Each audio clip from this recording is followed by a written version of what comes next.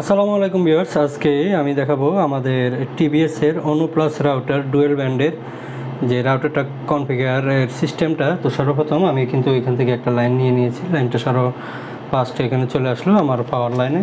এর পরবর্তীতে আমি এখানে ফেস কোডের যে পোর্ট আছে, এখানে ফেস কোডের পোর্টে আমি ফেস কোডটা ইন করব।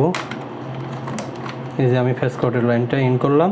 আর এখানে চাইলে আপনারা সুন্দর করে কিন্তু সেটিং করে এই যে পাশ দিয়ে আনতে পারেন। তো আমি এটা এভাবে আনলাম, এই যে দেখুন এইভাবে আনলাম। এর পরবর্তীতে আমি এটা এই যে এভাবে রাখলাম, রাখার পরবর্তীতে পাওয়ার দিব, পাওয়ার দিয়ে দিলাম। এই যে এখন দেখুন আমাদের এখানে পাওয়ার আছে। তো এটার পরবর্তী যে সেটিংটা আমরা ওয়েব ব্রাউজারে গিয়ে করব, সেটা আপনাদেরকে আমরা দেখাচ্ছি, সাথেই থাকুন। কানেকশন আসার পরবর্তীতে আপনারা এখান থেকে ওয়াইফাই কানেক্ট করে নেবেন। যেমন আমি দিয়ে দিচ্ছি এটা FTTH। এটাতে কানেক্ট দেওয়ার পরবর্তীতে আমরা চলে আসবো ব্রাউজারে। ব্রাউজারে আসার পরবর্তীতে আমি এখানে আইপি দিব 192.168.1.1।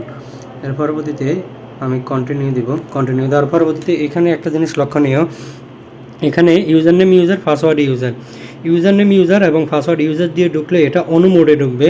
কিন্তু আমরা যেহেতু রাউটার কনফিগার করব, সেই ক্ষেত্রে ইউজার নেম দিবেন আপনারা ছোটো হাতের অ্যাডমিন, ছোটো হাতের অ্যাডমিন, পাসওয়ার্ডও দিবেন অ্যাডমিন, অ্যাডমিন দিয়ে কনফার্ম।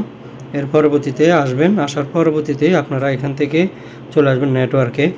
নেটওয়ার্কে আসার পরবর্তীতে এখানে চলে আসবেন ক্রিয়েটে, এই যে দেখুন ক্রিয়েটে WAN কানেকশন। এখানে আসার পরবর্তীতে পোর্ট বাইন্ডিং আমি 1 2 3 3 4, আমার এখানে যেহেতু 4টা পোর্ট, সেই জন্য আমি 4টা করে দিলাম। আর SSID একটা অ্যাক্টিভ করে দিলাম। আমার যদি বিলেন থাকতো, সেক্ষেত্রে আমি এখানে বিলেনকে ট্যাগ করে দিতাম। তো যেহেতু আমার এটা ডিফল্ট মোড, সেক্ষেত্রে আমি এটাই রেখেছি। আমার ইউজার নেম আপনারা আপনাদের মন মতো করে দেবেন, যেটা থাকে ওইটা। তো আমি দিয়ে দিলাম ইউজার নেম টেস্ট 23।